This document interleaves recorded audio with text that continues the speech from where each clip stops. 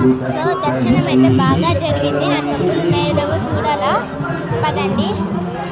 ఇప్పుడు ఎఫెక్ట్ అయితే పెడతాను.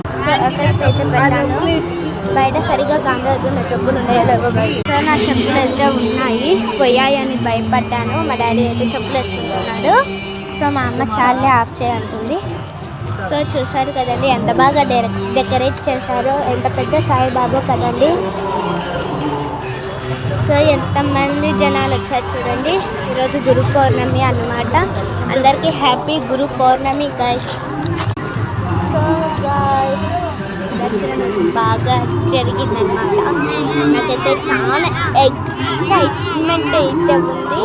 పాపం కదండి ఆ వ్యక్తి, ఎవరు అడిగినా వేయడం అడిగాడు. కాకపోతే చిల్లర లేదన్నమాట మా దగ్గర. నోట్స్ కూడా చాలా ఎక్కువ ఉన్నాయి.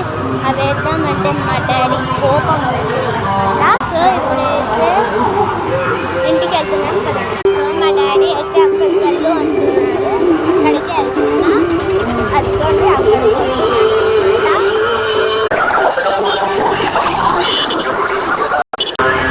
సో ఇక్కడికైతే వచ్చేసాను. మా డాడీ వస్తున్నాడు లేదో చూస్తా. సో బండి అయితే ఎక్కేసామన్నమాట. చాలా పెద్దదన్నమాట మైక్, అదిగోండి అక్కడ వస్తుంది. సో ఇప్పుడైతే మేము ఇంటికి వెళ్తున్నాం. మీకు వాయిస్ వినిపిస్తే కామెంట్లో పెట్టండి. సో దర్శనం అయిపోయిన వాళ్ళందరూ వెళ్ళిపోతున్నారు. సాయిబాబా ఎంత పెద్దగా ఉన్నాడు కదండి. మేమైతే ఇలా వెళ్తున్నాం ఇప్పుడు. సో వెన్నెల చూడండి గైస్ ఎంత బాగుందో, పైన చంద్రుడు. సో ఈరోజు అయితే నాకు ఎందుకో చాలా ఎగ్జైటింగ్గా ఉంది. చూడండి గైస్,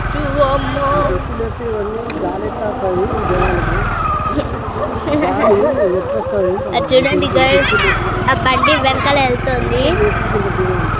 ఇక్కడైతే కంకర్రాళ్ళు ఉన్నాయి. కుక్క ఉంది, చాలా భయం అవుతుంది. మా వెనుకలు వస్తుంది అనుకుంటున్నాను, చూస్తాను. రాలేదు గైస్.